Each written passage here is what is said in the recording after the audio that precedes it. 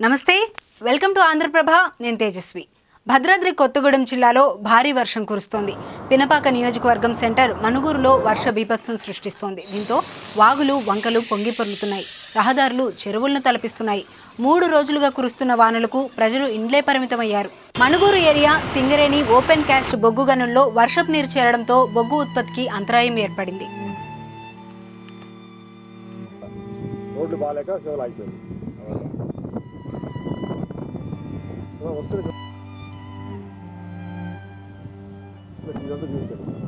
ఇక్కడైతే వాటర్ ఉంది కదా.